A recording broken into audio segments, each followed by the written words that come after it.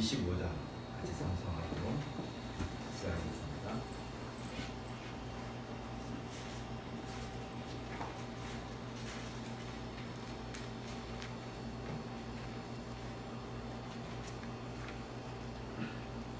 멸류관 벗어서 주 앞에 들이세 적천사 기쁜 노래가 온 땅에 퍼지네 내오나 깨어서 주 찬송하여라 온 백성들을 속하신 만왕의 왕일세 멸류관 벗어서 주 앞에 들이세 그 손과 몸의 상처가 영광 중 빛나네 하늘의 천사도 그 영광 보고서 고난의 신비 알고자 늘 모하도다 멸류관 벗어서 주 앞에 들이세 온 세상 전쟁 그치고 참 평화 오겠네 주 보좌 앞에서 온 백성 엎드려 그 한량없는 영광을 늘 찬송합니다.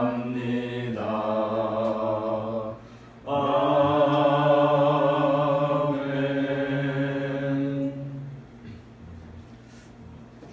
잘 알다시피 우리 남북 정상회담이 어제 갑자기 있었고 또 북미 정상회담도 가능성이 열리고 했는데 우리나라가 아마 분단 상당한 시간 지났고 해서 우리들 시대에 이런 통일의 어떤 완전히 통일이 될지 안 될지는 그건 뭐 지켜봐야 되겠지만 하나님께서 우리들에게 귀한 은혜를 주시고 기회를 주신 것 같아요. 그러니까 우리들도 그런 시류의 흐름을 잘 살펴보고 크리스찬으로서 우리가 무엇을 위해서 살아야 될지 이런 것도 생각해보고 또 우리가 그것으로 하나님의 말씀을 잘 배워야 되지 않겠나 그런 생각해봅니다. 오늘은 전정진 목사님 모시고 우리가 예배를 드리겠습니다. 함께 참여해주신 여러분들에게도 감사드리고요. 묵상기도 하고 예배 시작하도록 하겠습니다.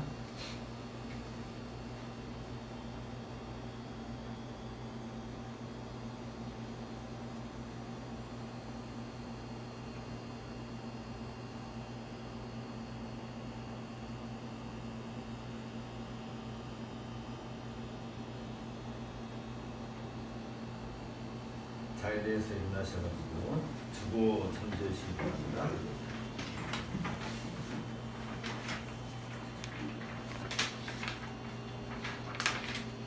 우리 마음을 주님께 들어올려 함께 고백합시다. 우리의 영혼은 창조주신 여호와의 이름에 있도다. 온 땅이여 여호와께 노래하며 그의 구원을 날마다 선포할지어다. 그의 영광을 모든 민족 중에 그의 귀한 행적을 만민 중에 선포할지어다. 아멘. 기도하겠습니다. 은혜가 한량하시 풍성하시고 사랑 또한 끊임없는 하나님 아버지 감사를 드립니다. 오늘도 우리할 우리 주일을 우리에게 허락하시고 예수 그리스도의 부활에 동참하는 그러한 예배를 우리에게 허락하심을 감사를 드립니다. 부디 기도하기는 하나님 아버지 오늘도 하나님 보좌 위에 들려 올려질 때에 우리에게 성결된 마음을 허락하시고 거룩한 마음을 허락하셔서 이 예배가 온전히 하나님에게 드려지는 예배가 되게 해주시옵기를 간절히 기도드립니다.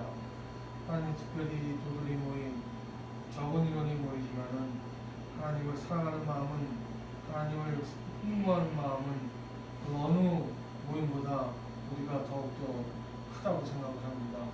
하나님 사랑하시고 정말 온전히 우리를 이끌어 주셔서 예배 가운데 임하시는 하나님을 만나 뵙는 그런 시간이 될 수 있도록 도와주시옵기를 간절히 기도드립니다. 생사와 복을 주관하시는 하나님 아버지, 우리의 생명을 보존하시고 지난주에도 우리를 주의 장중에 품으셨다가 이제 오늘 우리가 하나님의 백성으로 하나님 앞에 나오게 해주심을 감사드립니다. 또한 역사를 주관하시는 하나님께서 이 땅에 평화와 번영의 불씨를 꺼지지 않게 해주심을 주님 감사드립니다. 하나님 아버지, 우리만이 나만만이 하나님을 믿는 것이 아니라 또 지하교회 속에서 어두움 속에서 이 가정 예배를 드리고 지하에서 예배를 드리는 북한의 그러한 성도들을 생각할 때 마음이 너무나도 아픕니다. 하나님 아버지, 우리가 정말로 빨리 통일이 되어서 그 북한 땅에 우리의 하나님의 말씀의 기치가 온전히 쓸 수 있도록 주여 역사하여 주시옵기를 주여 간절히 기도드립니다. 하나님 아버지, 우리가 하나님을 목자로 삼고 나아갑니다. 선한 목자 하나님을 따라갑니다. 주의 음성을 따라갑니다. 주의 음성만을 바라보게 해주시고 주만을 바라보게 해주시옵기를 간절히 기도드립니다. 그럴 때 예수께서는 우리에게 영혼을 소생시켜 주시고 또 주의 막대기와 지팡이로 우리를 안위하시는 하나님 아버지를 생각할 때에 하나님 너무나도 감사드립니다. 이 땅에 우리가 발을 디디고 살지만은 하늘나라의 시민권을 갖고 살아갈 때 하나님 이 마음 가운데 항상 기쁨 가운데 살게 해주시고 기쁨 가운데 모든 염려를 꽂혀내고 오직 주 예수 그리스도를 감사함으로 주 예수 그리스도께 나아가고 강구하는 우리를 모두 되게 해주시옵기를 간절히 기도드립니다.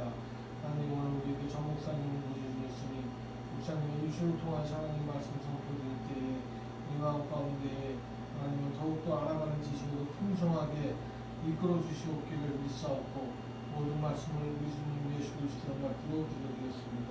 아멘. 1장 찬송 같이 하겠습니다.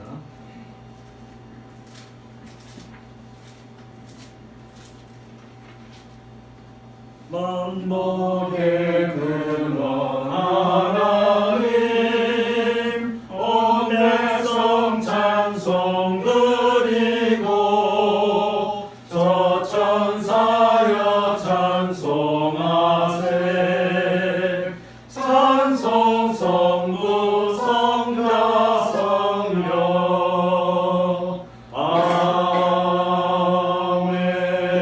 아멘. 자리에 앉으시고요. 고백으로의 금. 사랑하는 자들아, 거리는과 나그네 같은 너희를 권하노니 영혼을 거슬려 싸우는 육체의 정욕을 제어하라. 너희가 이방인 중에서 행실을 상하게 가져 너희를 악행한다고 비방하는 자들로 하여금 너희 선한 일을 보고 오시는 날에 하나님께 영광을 돌리게 하려 함이라. 아멘. 죄의 고백. 그러므로 너희가 그리스도와 함께 다시 살리심을 받았으면 위의 것을 찾으라. 거기는 그리스도께서 하나님 우편에 앉아 계시느니라. 위의 것을 생각하고 땅의 것을 생각하지 말라. 이는 너희가 죽었고 너희 생명이 그리스도와 함께 하나님 앞에 감추었습니다. 제2의 고백을 위한 묵상을 같이 하도록 하겠습니다.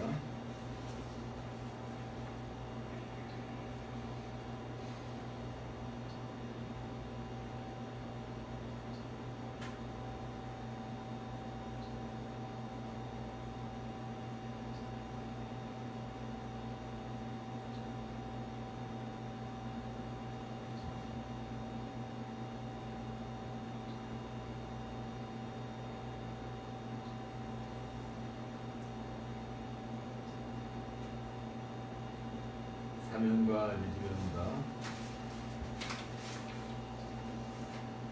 너희는 그 은혜에 의하여 믿음으로 말미암아 구원을 받았으니 이것은 너희에게 난 것이 아니요 하나님의 선물이라.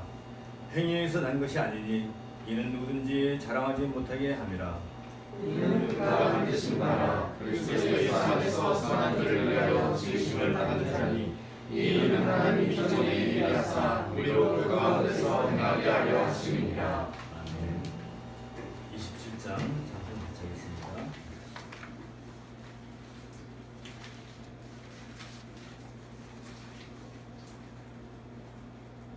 빛나고 높은 보좌와 그 위에 앉으신 주 예수 얼굴 영광이 해같이 빛나네.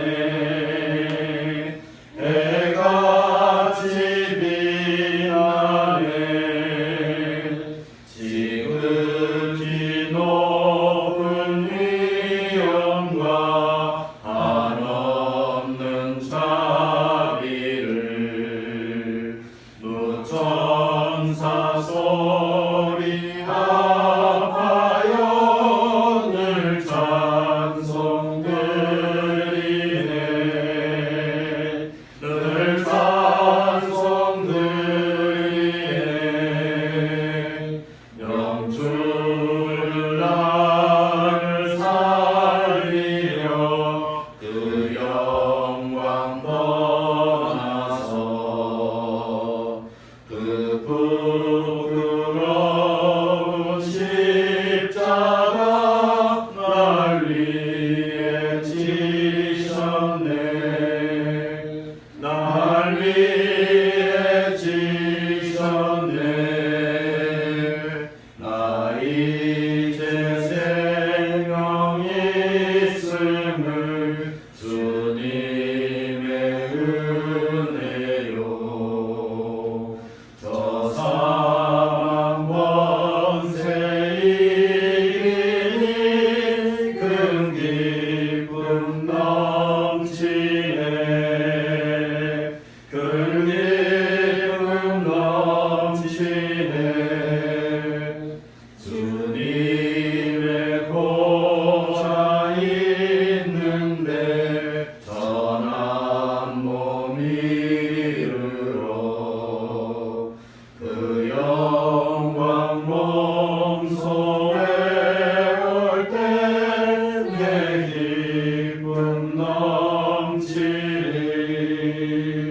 내 기쁨 넘치리.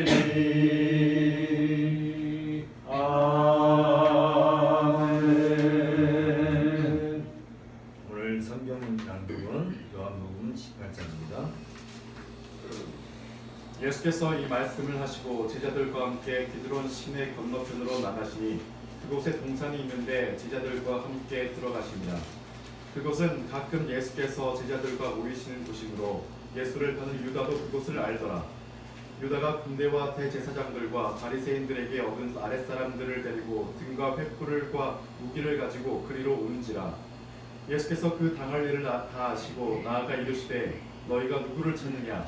대답하되 나사렛 예수라 하거늘 이르시되 내가 그니라 하시니라. 그를 파는 유다도 그들과 함께 섰더라. 예수께서 그들에게 내가 그니라 하실 때 그들이 물러가서 땅에 엎드러지는지라. 이에 다시 누구를 찾느냐고 물으신데 그들이 말하되 나사렛 예수라 하거늘 예수께서 대답하시되 너희에게 내가 그니라 하였으니 나를 찾거든 이 사람들이 가는 것은 용납하라 하시니 이는 아버지께서 내게 주신 자 중에서 하나도 잃지 아니하였사옵니다 하신 말씀을 응하게 하려 함이로라.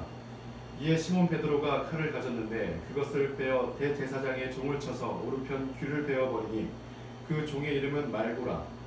예수께서 베드로더러 이르시되 칼을 칼집에 꽂으라. 아버지께서 주신 잔을 내가 마시지 아니하겠느냐 하시니라. 이에 군대와 천부장과 유대인의 아랫사람들이 예수를 잡아 결박하여 먼저 안나스에게로 끌고 가니 안나스는 그 해의 대제사장인 가야바의 장인이라. 가야바는 유대인들에게 한 사람이 백성을 위하여 죽는 것이 유익하다고 권고하던 자로라. 시몬 베드로와 또 다른 제자 한 사람이 예수를 따르니 이 제자는 대제사장과는 아는 사람이라. 예수와 함께 대제사장의 집들에 들어가고 베드로는 문 밖에 서 있는지라. 대제사장을 아는 그 다른 제자가 나가서 문 지키는 여자에게 말하여 베드로를 데리고 들어오니 문 지키는 요종이 베드로에게 말하되 너도 이 사람의 제자 중 하나가 아니냐 하니 그가 말하되 나는 아니라 하고 그때가 추운 고로 종과 아랫사람들이 불을 피우고서 서서 쬐니 베드로도 함께 서서 쬐더라.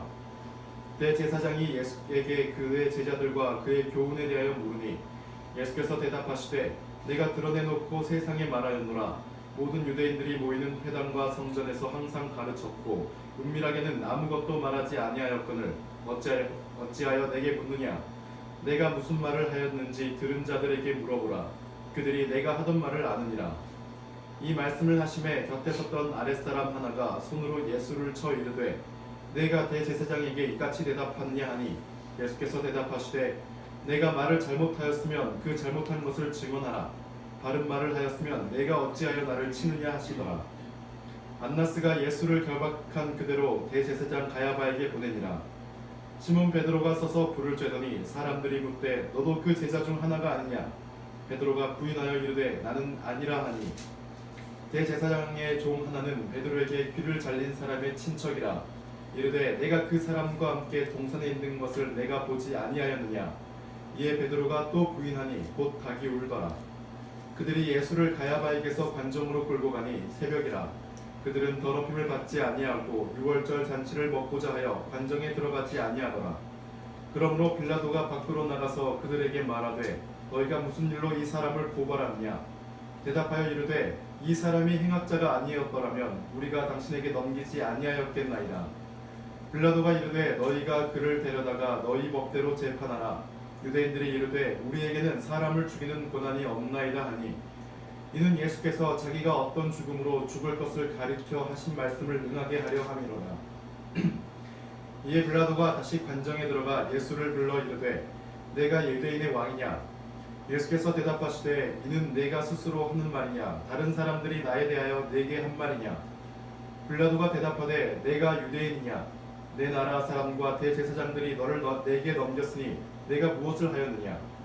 예수께서 대답하시되 내 나라는 이 세상에 속한 것이 아니니라.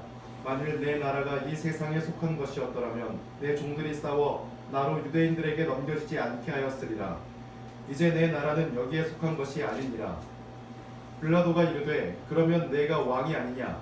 예수께서 대답하시되 내 말과 같이 내가 왕이니라.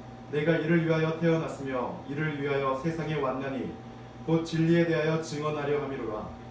무릇 진리에 속한 자는 내 음성을 듣느니라 하신대. 빌라도가 이르되 진리가 무엇이냐 하더라. 이 말을 하고 다시 유대인들에게 나가서 이르되 나는 그에게서 아무 죄도 찾지 못하였노라. 유월절이면 내가 너희에게 한 사람을 놓아주는 전례가 있으니 그러면 너희는 내가 유대인의 왕을 너희에게 놓아주기를 원하느냐 하니 그들이 또 소리를 질러 이르되 이 사람이 아니라 바라바라는 강도였더라. 이는 주님의 말씀입니다. 하나님께 감사를 드립니다. 42장 감사하겠습니다.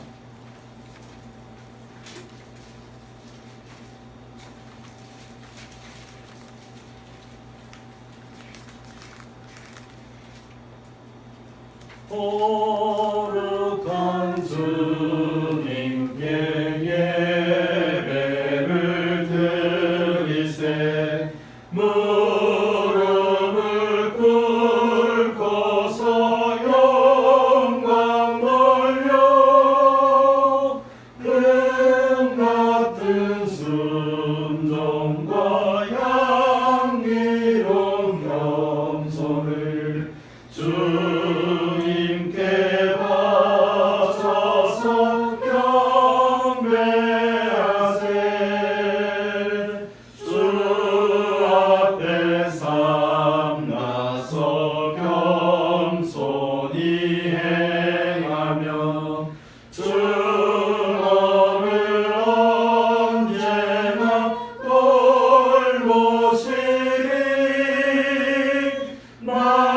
말씀의 위로와 기도의 응답을 내갈 길 바르게 인도하리.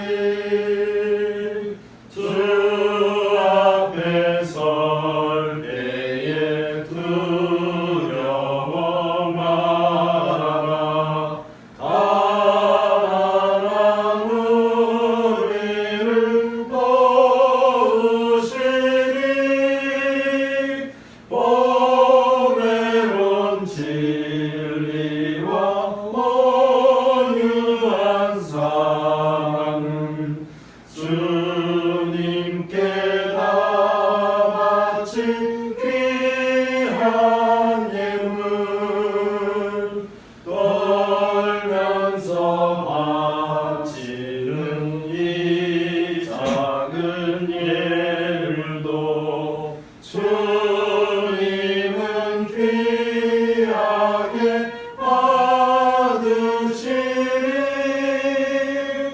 어둠 밤 지나고 새 아침 맞으니 믿음과 소망을 늘 주시니.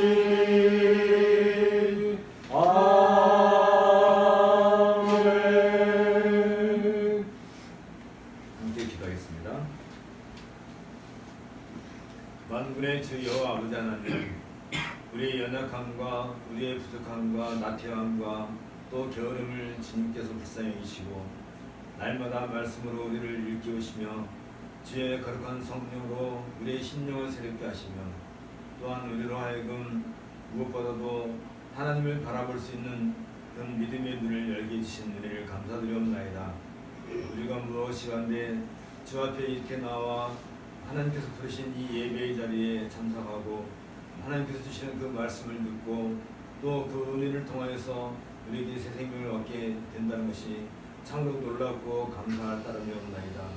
저희를 불쌍히 여기시고 우리를 주의 거룩한 백성으로 삼으셨사오니 주의 나라에 합당한 그의 나라와 그를 구하는 일에 저희가 좀 더 힘을 쏟고 열심을 낼 수 있도록 우리에게 은혜를 더하여 주옵소서.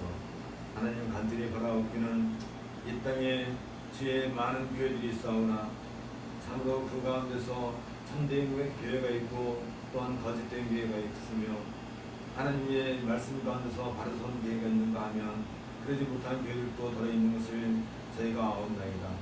간절히 서로 소원하고 바라옵기는 참으로 참된 교회가 주의 말씀과 주의 성례와 주의 권징이 온전히 행해지는 그런 교회들이 이 땅에 많아지기를 간절히 소원하는 것은 그러므로서 말미암아 주의 거룩한 백성들을 통하여서 하나님의 그 이름이 더욱 높아질 것이며 주의 나라가 주의 통치가 우리를 통하여 드러남으로 말미암아 참된 교회가 바로 서갈 수 있는 그런 힘을 얻을 수 있는 것을 제가 믿고 고백하기 때문이옵나이다.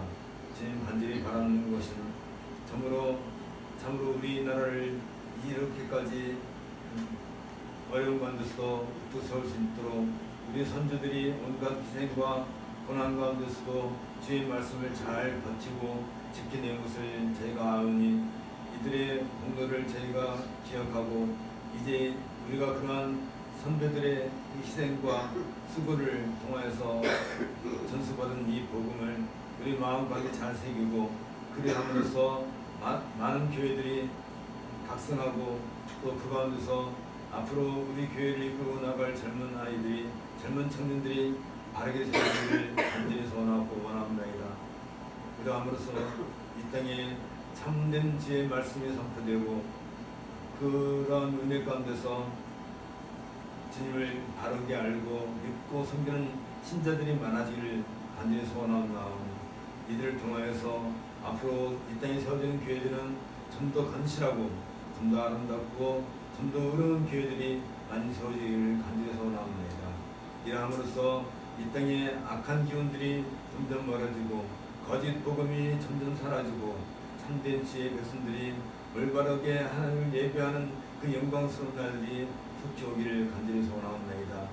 이제 남북 정상회담이 다시 개최되고 또 북미회담도 다시 만들어지고 또 그러는 가운데서 참된 교회들이 이 놀라운 복음의 은혜 가운데서 시류를 따라 그 복음을 널리 전할 수 있는 새로운 계기를 얻을 수 있도록 주께서 은혜를 더하여 주옵소서. 또한 간절히 바라는 것은 오늘 우리가 이 예배에 참석하는 이 놀라운 은혜가 이제 북녘 땅에도 이루어지게 하고 나아가서 완주와 봉천과 또 온 땅에까지 주의 교회들이 단단히 세워지고 우리께 세워지기를 간절히 소원합니다. 이 모든 말씀을 주 예수 그리스도 이름으로 기도합니다. 아멘. 오늘은 이사야 39장 5절 말씀을 들어서 여호와의 말씀을 들어줘서 라는 제목으로 전재인 목사님이 말씀을 선포하시겠습니다.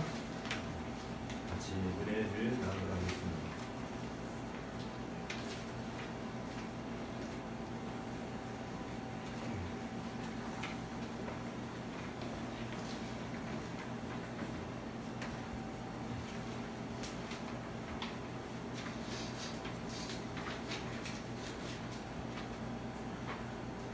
같이 말씀 읽겠습니다. 이사야서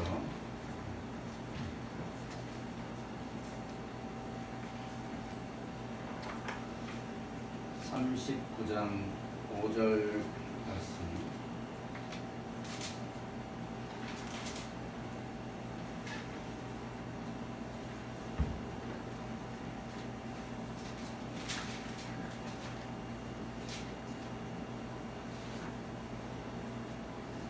제가 읽겠습니다. 이사야가 히스기야에게 이르되 왕은 만군의 여호와의 말씀을 들으소서. 아멘. 먼저 미리 배포된 설교문의 그 도입 부분을 어제 제가 과감하게 날렸습니다. 마음에 들지 않았어요. 그래서 그 부분은 조금 다를 수 있겠습니다. 종교개혁의 진정한 정신은 오직 성경입니다. 물론 5가지의 오직이 있지만 오직 성경이 가장 처음이고 또 모든 것을 아우른다고 하겠는데요. 이 오직 성경이라고 하면 하나님께서 성경을 통해서만 말씀하신다, 또 말씀을 하실 수 있다, 그런 의미라기보다는 오직 성경이라는 말은 성경이 최종 결정자다, 그렇게 이해할 수 있겠습니다. 또는 성경이 최종 권위를 가진다, 또 성경이 결정적인 원천이다, 이런 의미로 말할 수 있겠습니다. 이와 관련해서 벨기에 신앙고백 제7장에서는 성경의 완전성에 관해서 고백을 이렇게 합니다. 하나님의 뜻과 구원을 위해 믿어야 할 모든 것, 그리고 하나님께서 우리에게 요구하시는 예배의 모든 방식에 대한 최종 권위라는 것을 의미한다, 이렇게 말하고 있고, 그러므로 인간의 저작들 또는 관습, 또 다수결이나 나이, 세월, 또 교회 회의나 칙령 혹은 공적인 어떤 결정도 성경에 게시된 하나님의 진리 위에 두어서는 안 된다라고 밝히고 있습니다. 뿐만 아니라 우리 장로교회의 표준 문서인 웨스트민스터 신앙고백서에서도 제1장에 성경에 대해서 시작을 합니다. 그 1장 1절에서 성경이 게시된, 즉 성경이 기록된 그 이후에는 하나님께서 우리에게 말씀하시던 모든 방편들이 다 중지되었다라고 선언하고 있습니다. 그러니까 성경이 완전하고 충족하다, 이 땅에 살아가는 하나님의 백성들에게 있어서 완전하고 충족하다라는 선언인 것입니다. 그렇다면 신자들이 하나님의 뜻대로 살고자 한다면 성경 말씀 외에는 다른 방법이 없다라는 의미가 되겠습니다. 자, 그런데 오늘 우리가 살고 있는 이 시대는 오직 성경, 이 말이 오직 성경 느낌표 이렇게 되어 있던 이 문구가 오직 성경 물음표 이렇게 바뀌어 가고 있다는 느낌을 갖게 됩니다. 오직 성경이 아니라 오직 성경 혹은 오직 성경이라고, 이런 말로 성경이 점점 예배당이라는 어떤 공간에 갇혀가고 있는 그런 기분이 들죠. 시대가 많이 달라졌다고들 말합니다. 과연 성경이 고리타분한 책인가? 오늘 우리가 살고 있는 이 시대와 성경이 기록될 당시에는 상상도 못했어요. 그런 진보된 현대의 다양한 이슈들을 해석하기에는 너무도 진부한 그런 제한적인 책인가 하는 것입니다. 성경을 바로 이해한 사람이 과연 저런 견해를 가질 수 있을까 하는 생각을 우리는 뉴스를 통해서 세상 돌아가는 모습들을 통해서 느낄 수 있습니다. 어떤 사회적인 문제 앞에서 예를 들면 광주 5.18이나 또 세월호 사건이나 혹은 이런 남북 지금 급박한 문제들에 대해서 언급을 하는 그런 사람들의 견해들. 근데 그들은 신실한 신자라고 알려져 있고 또 어떤 사람은 대형 교회의 목회자이기도 하고 사회적으로 기독교인이라고 하는 기독교 지도자라고 하는 그런 인정을 받는 사람들도 있다는 것입니다. 근데 그들이 가지고 있는 이런 국가적인 혹은 사회적인 어떤 이슈들에 대한 견해가 너무나도 터무니없고 성경을 최종 결정권자다, 최종 권위를 가졌다라고 믿는 사람이 과연 저런 식의 어떤 사고를 할 수 있을까? 저런 견해를 가질 수 있을까? 오직 성경이라는 신앙의 그 기본을 가지고 있을까라는 의심 혹은 그런 의구심을 가질 때가 있다는 것입니다. 심지어는 예배의 방식이나 목회의 방법이나 교회를 운영해 가거나 혹은 설교를 할 때도 성경에서보다 심리학이나 경영학이나 경제학 등에서 컨설팅을 받는 그런 경우들도 굉장히 많이 볼 수 있습니다.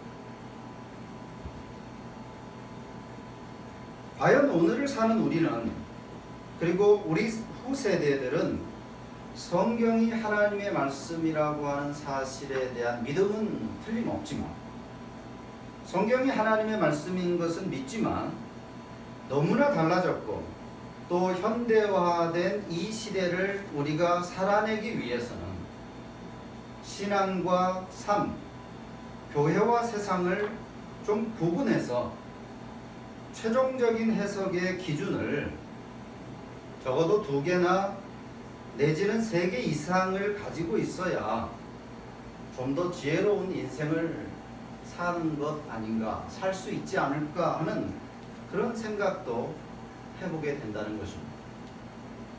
너무나도 이 세상이 다변화되어 있기 때문이죠. 세분화되어 있고 직업의 개수만 해도 12,000개가 지금 넘습니다.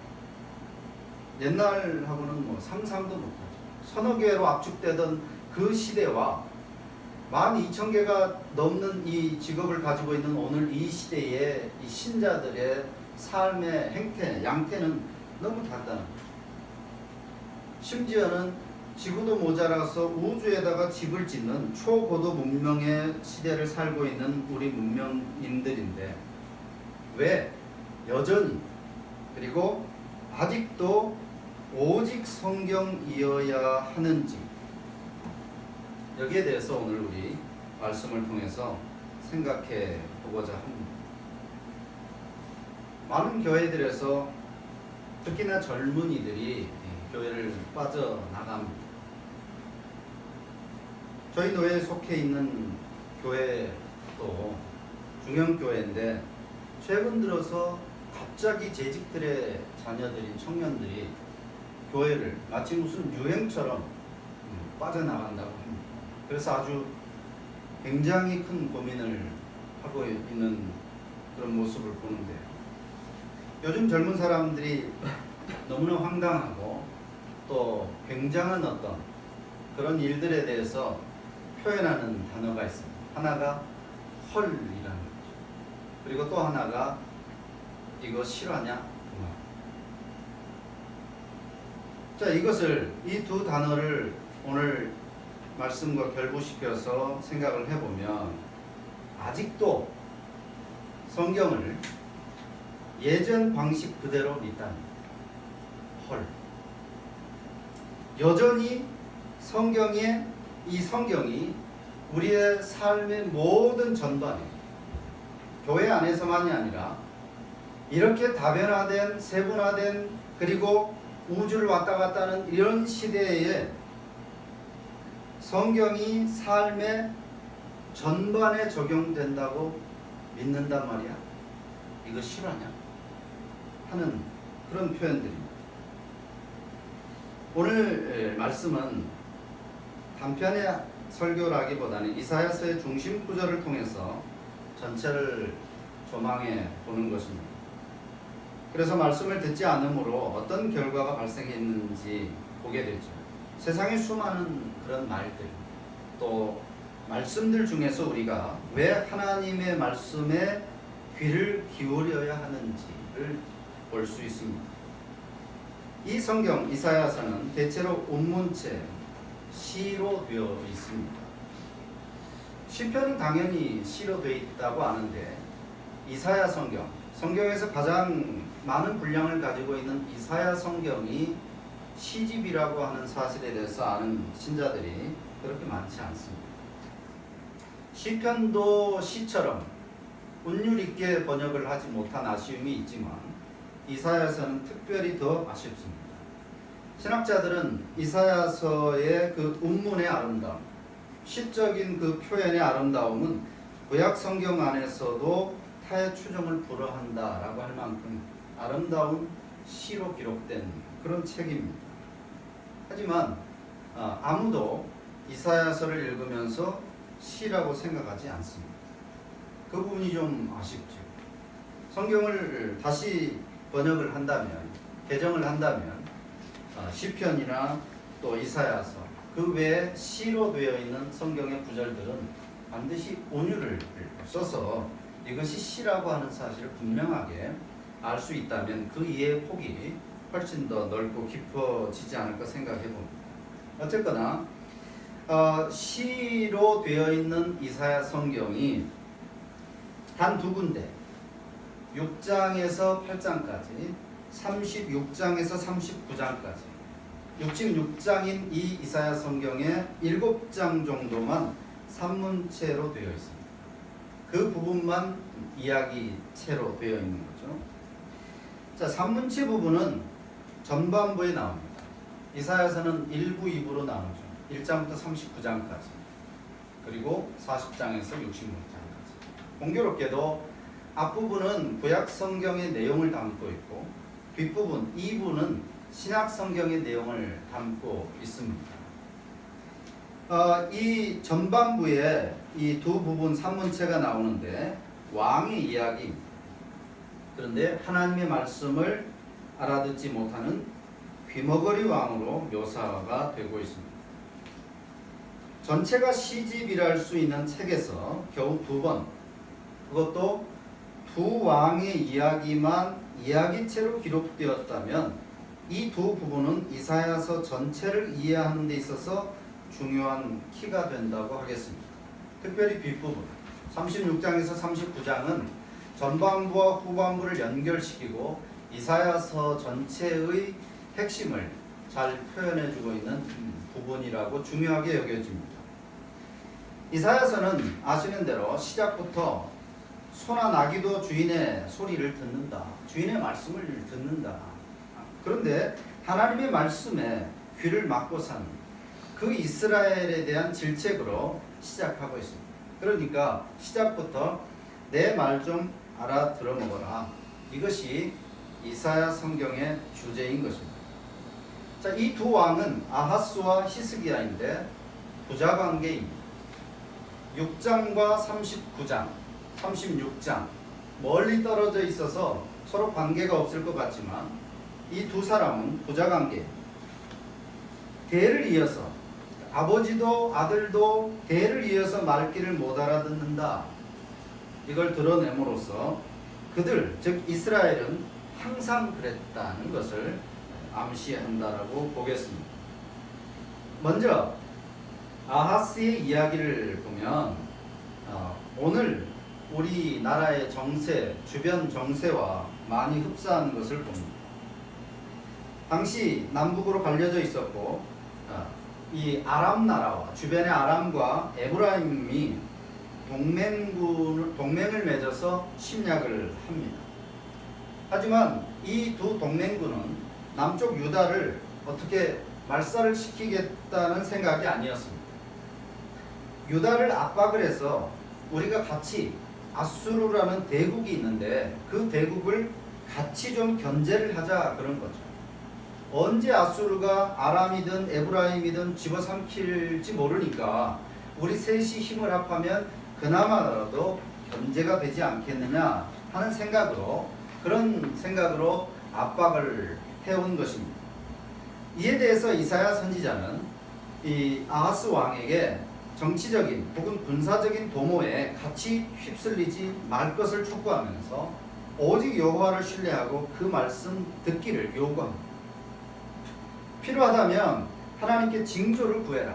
즉 기도해라. 그러면 하나님께서 너에게 하나님의 뜻이 무엇인지를 알려주실 것이다 라고 권고를 하지만 아하스는 교묘한 말로 이를 거절하고 오히려 친아수르 정책을 펴게 되죠. 같이 힘을 합해서 조그만 나라들이 합해서 대국을 견제하자고 했더니 아하스는 오히려 이들을 배신하고 아수르에 붙어버린 것입니다. 그리고 아수르 왕과 그의 군대에게 하나님의 집인 성전과 왕궁의 보호를 부탁합니다. 조공을 바치게 되는 것이죠. 하지만 오래지 않아서 하나님보다 더 의지했던 바로 그 아수르의 침략으로 크나큰 피해를 입게 됩니다. 있는 도끼에 발등 찍힙니다. 하나님의 말씀을 듣지 않고 세상에 귀를 기울인 그들에게 선지자는 앞서 탄식했었습니다. 듣기는 들어도 깨닫지 못하는 영적인 귀머거리, 눈먼 장님이라고 책망을 한 바 있습니다. 그리고 두 번째 36장에 히스기야 이야기가 나오는데요. 우리가 잘 아는 왕입니다. 초반에 히스기야는 하나님의 말씀에 성실하게 귀를 기울이는 모습으로 등장을 합니다. 36장에서 아수르의 침략을 받게 되는데 그 사네립 왕의 통역관인 랍사게는 이스라엘 그 성 앞에 와서 큰 소리로 이스라엘 백성들에게 말을 합니다. 세상에 그 누구도 아수르를 이길 수 없다. 너희의 신 하나님도 여호와도 아수르 왕을 이길 수는 없다. 그러니까 하나님의 말씀을 듣지 말고 아수르 왕의 말씀을 들어라. 무모한 싸움으로 피를 흘리지 말고 항복할 것을 요구를 합니다. 여호와의 말을 들어서는 살 수 없다. 아수르 왕의 말을 들으라는 것이죠. 애굽을 의지해도 소용없다라고 하는 이 랍사게의 말을 볼 때 아마도 당시 히스기야는 이 애굽 쪽에 좀 더 마음을 기울이고 있었다라고 짐작을 해봅니다. 랍사게는 왕과 백성들의 사이를 이간질을 하고 있습니다. 대왕 아수르 왕의 말을 여호와가 아니라 아수르 왕이 대왕이다. 그리고 혹시 히스기야가 너희에게 이르기를 여호와께서 우리를 건지시리라 할지라도 그 말에 그 말씀에 속지 마라. 열국의 신들 중에 자기의 땅을 아수르 왕의 손에서 건진 자가 있느냐. 아수르 왕의 말씀이면 거기에 나만할 수 있는 나라가 없다라고 합니다. 이에 히스기야는 아버지 아하스와는 달리 정치적인 수단, 세상적인 방법을 의지했던 자신의 잘못을 회개합니다.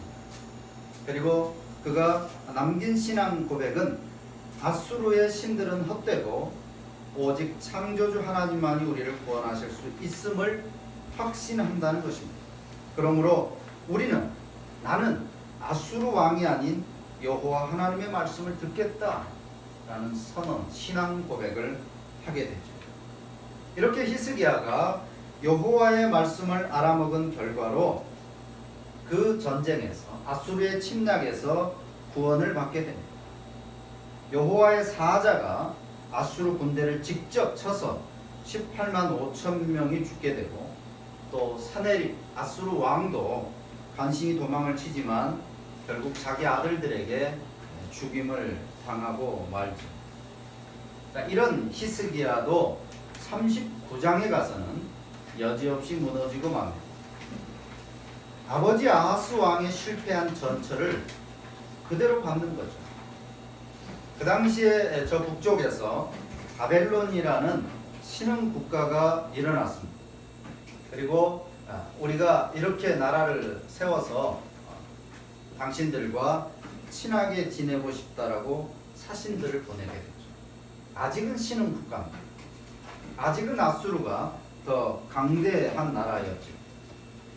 히스기야는 바벨론의 사신들에게 재물과 무기고를 보여주는데 성경이 표현한 대로 궁중의 소유, 전 국내의 소유를 보이지 아니한 것이 없느니라. 그만큼 바벨론 사신들에게 샅샅이 보여주었습니다. 이 의도는 두말할 것도 없이 바벨론에게 재력과 군사력을 과시하면서 우리와 같이 손잡고 아수르를 대적하자는 의도죠. 이미 앞에서 하나님께서 아수르를 얼마나 미워하시는 걸 알았기 때문에 아수르와는 손을 잡을 수 없겠고 그 아수르를 견제하기에는 너무나도 힘이 나약하게 여겨졌기 때문에 바벨론에 붙어서 같이 대적하려고 하는 것입니다. 이에 하나님께서는 이사야 선지자를 통해서 그에게 엄중한 심판의 말씀을 전하게 하십니다. 네가 자랑한 것들이 남김없이 털리게 하라. 샅샅이 보여준 만큼 샅샅이 다 털리게 될 것이라는 것입니다. 그런데 누구에게 털리느냐면 하나님 대신에 의지하려고 했던 바로 그 바벨론이었다는 사실. 히스기야는 앞에서 한번 구원을 경험했었습니다. 대적 아수르를 손 한 번 대지 않고 물리친 그런 경험을 했었습니다. 그리고 그 유명한 38장에서 사망 선고를 받았음에도 하나님의 은혜로 15년의 생명 연장을 은혜를 입었습니다. 이러한 경험이 있음에도 불구하고 여호와의 말씀에 귀를 닫고 이방 나라의 가모니즘, 군사력, 세상 논리에 귀를 열어서 의지함으로써 결국 실패한 왕으로 전락합니다. 히스기야도 역시 아버지와 마찬가지로 귀머거리의 인생으로 마무리되는 것입니다. 15년의 생명이 연장되었었죠. 근데 그 15년 동안 차라리 죽었었더라면 일어나지 않았을 중요한 두 가지 일들이 일어나게 된 것이죠.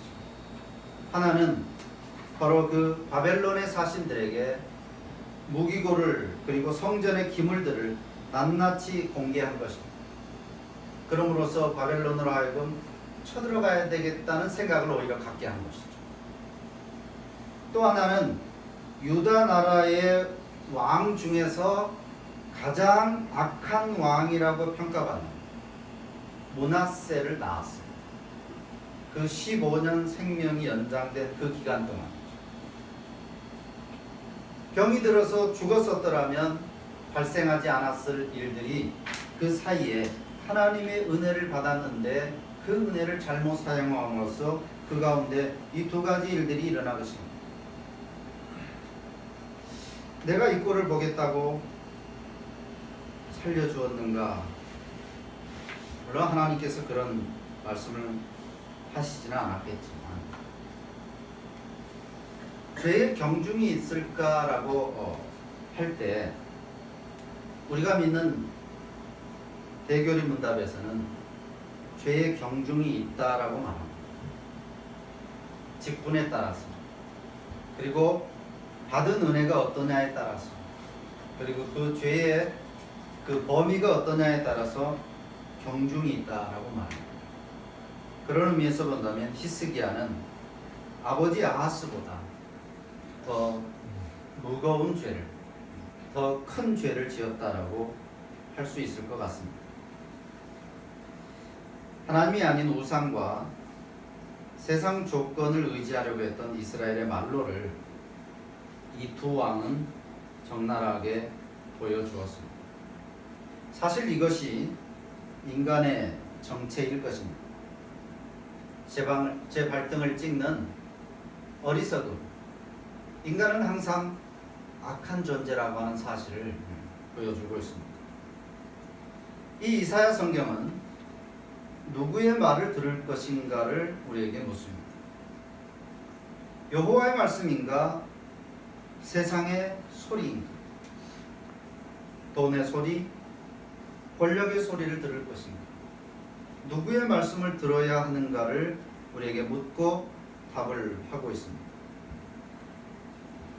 대다수의 사람들은 눈앞에 보이는 상황, 또 가까이에서 크게 자주 들려지는 소리에 더 쉽게 반응을 하고 두려워합니다. 그것에 머리를 조아리고 의지하게 됩니다.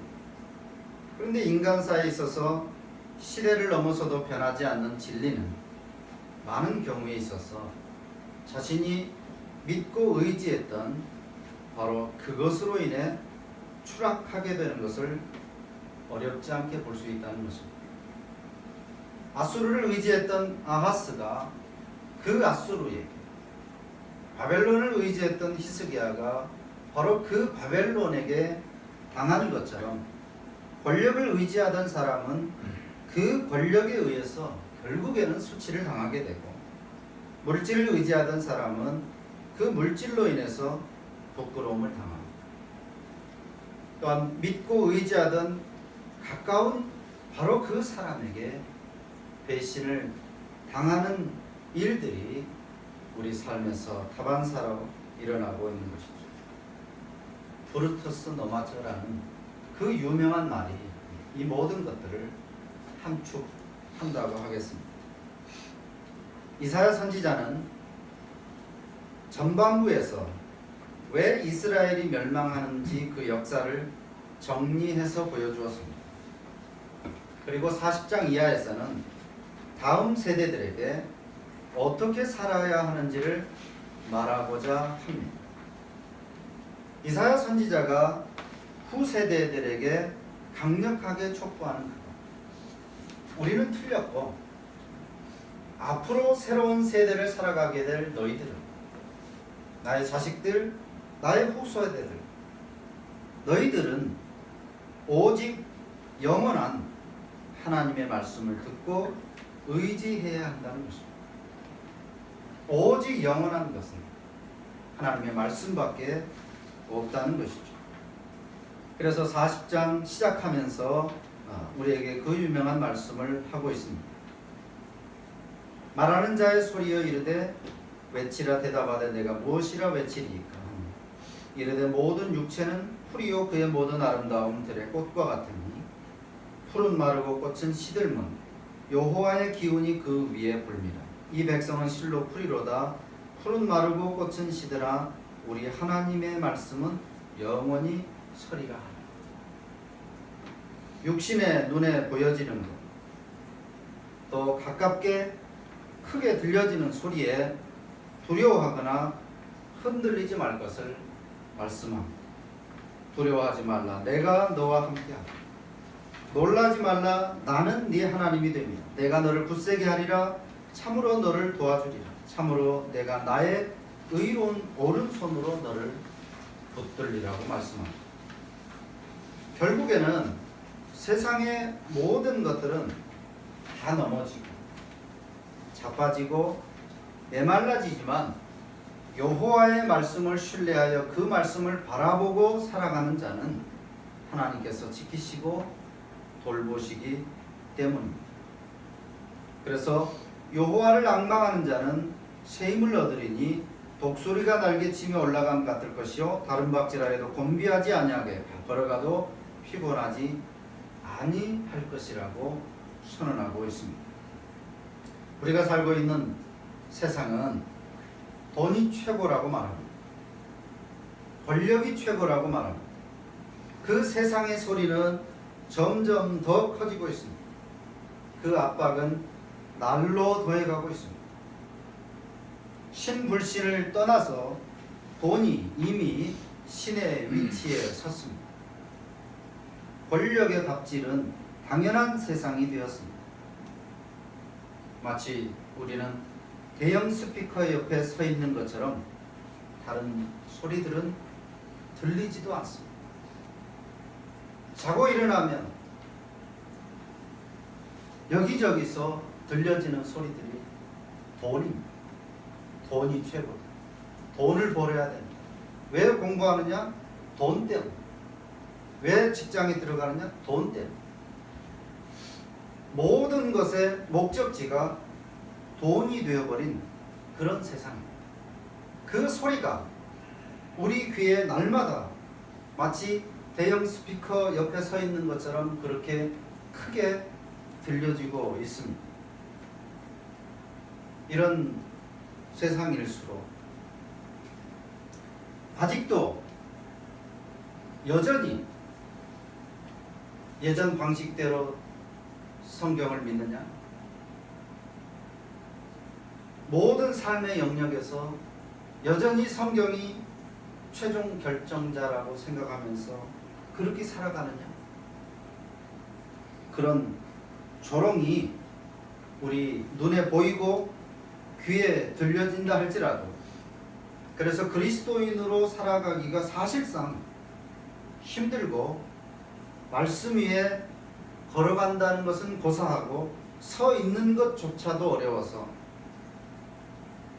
정말 오늘 그리스도인으로 살아가는 것이 너무 힘들고 어려워도, 그것이 사실이지만, 현실이지만, 그럼에도 우리는 맨바닥을 기어가면서라도 신자이기 때문에 말씀에 더 가까이 다가서려고 안간힘을 써야만 한다는 것입니다.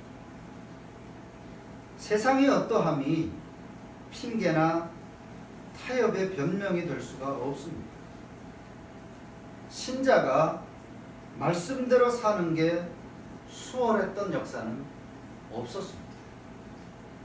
태초 이후로 하나님의 백성이 그 말씀대로 살아가는 것이 정말 편하다라고 했던 그런 역사는 없었습니다. 어느 시대건 하나님의 백성으로 하나님의 말씀대로 사는 것은 늘 핍박의 대상이었고 조롱의 대상이었습니다. 히브리서 11장 38절에 믿음을 나열하면서 결론적으로 그렇게 말합니다. 세상이 감당치 못하는 믿음. 이 말씀을 많은 경우 오해합니다. 믿음대로 살면, 말씀대로 끝까지 견디면 결국 승리한다. 세상이 감당하지 못한다. 이기게 된다. 그런 식으로 이 말씀을 생각하지만 이 부분은 그렇게 해석할 내용이 아니죠. 세상이 감당하지 못한다는 말은 세상이 받아들이지 않는다는 말입니다. 용납하지 않는다는 말입니다.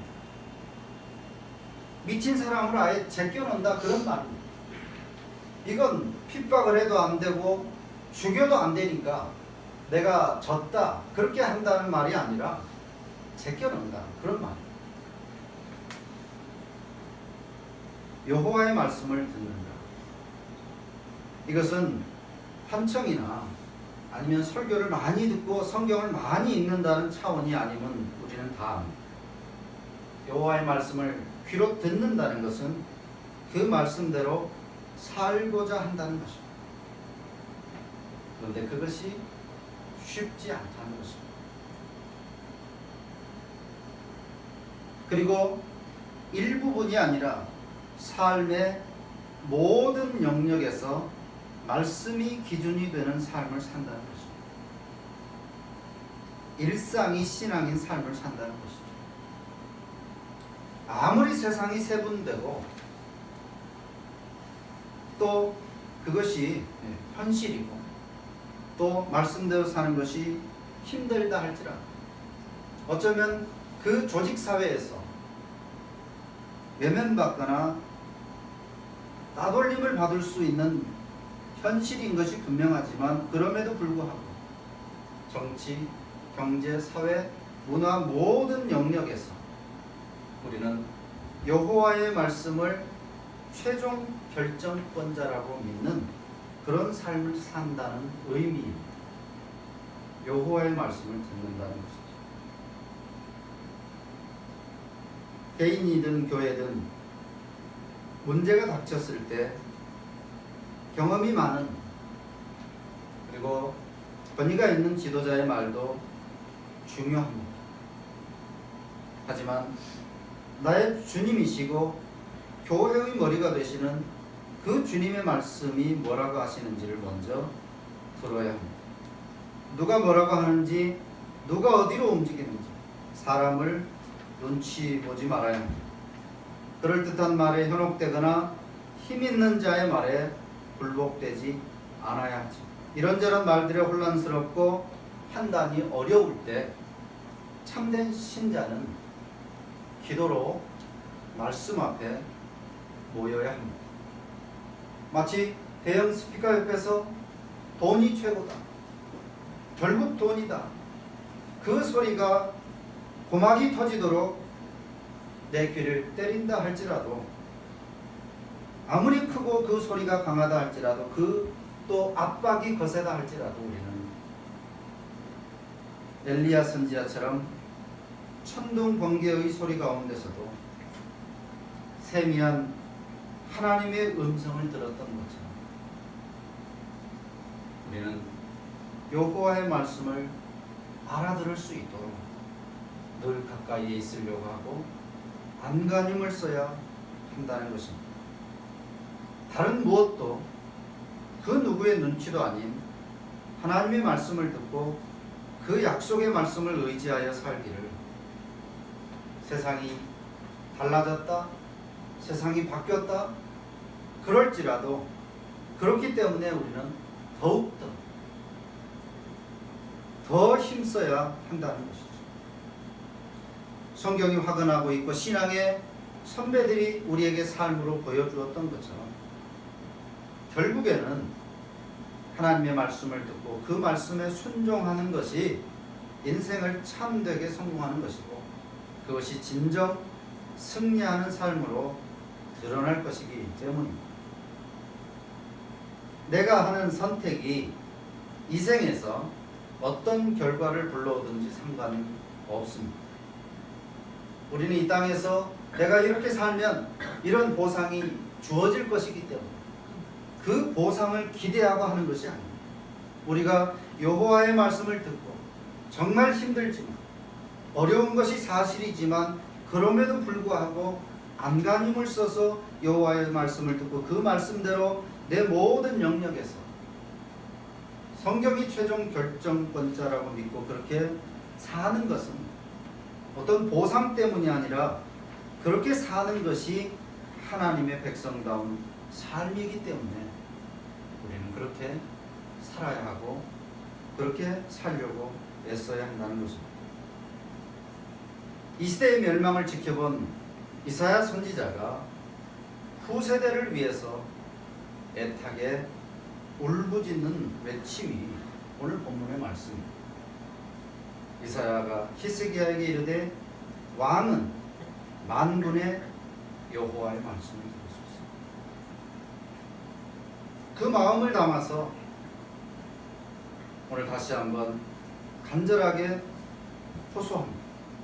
사랑하는 성도여, 만군의 여호와의 말씀을 듣기를 힘쓰소서. 그것이 참된 하나님의 백성이요, 그것이 삶이 의미 있고 가치 있게 되는 길이라는 사실입니다. 기도하겠습니다. 주의 말씀하옵소서. 주의 종이 듣겠나이다 하신 그 말씀이 오늘 우리 모든 신자들의 입에서 고백되어지게 하여 주시옵소서. 세상은 더 힘들고 그 압박이 견딜 수 없을 만큼, 우리 혼자의 힘으로는 견딜 수 없을 만큼 거세고 또 사실 힘겹습니다. 그럼에도 불구하고 우리는 그 여호와의 말씀을 굳게 붙잡게 하시고 이 길이 참된 길이니 이리로 가라고 하시는 그 말씀을 늘 들을 수 있도록, 여호와의 말씀을 들을 수 있도록 우리 귀를 하나님을 향하여 늘 세우게 하시고 열게 하시고, 무엇보다 우리에게 주신 여호와의 말씀이 이 성경의 말씀을 늘 가까이 하며 하나님의 말씀을 듣고 그 말씀을 따라서 살게 하시고, 그것이 마땅한 삶이요 그것이 참된 인생의 삶인 것임을 늘 고백하며 경험하며 살아갈 수 있는 우리 모든 성도들이 다 될 수 있도록 은혜를 베풀어 주시옵소서. 예수님의 이름으로 간절히 기도하옵나이다. 아멘.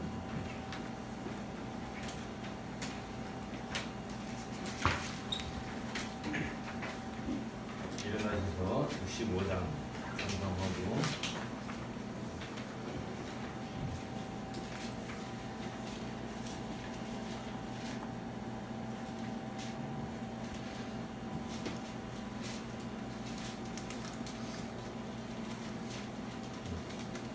상정 마치고 전목사님 나와서 축사하고 읽어드리겠습니다. 내 영혼아 찬양하라 주님 앞에 엎드려 구속하신 넓은 은혜 높이 찬양하여라. 할렐루야 할렐루야 영원하신 하나님, 환난 중에 성도들을 구원하여 주셨네. 노하심은 더디하고 인자하심 넘치니 할렐루야 할렐루야 신실하신 하나님, 우리 약함하시는 주 항상 지켜주시고 인자하신 그 손으로 보호하여 주시니 할렐루야 할렐루야 자비하신 하나님, 전사들아 우리 함께 주께 찬양 드리세. 성도들아 모두 모여 주께 경배하여라. 할렐루야 할렐루야 은혜로신 하나님. 아멘.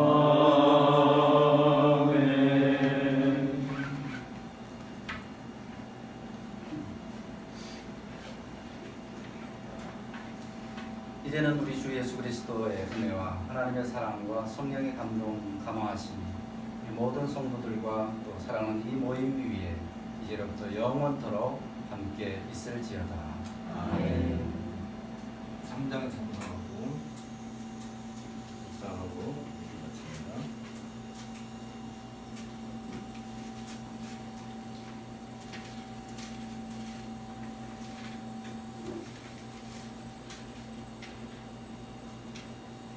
성부와 성자와 성령 자성과 영광 돌려보내세. 해초로 지고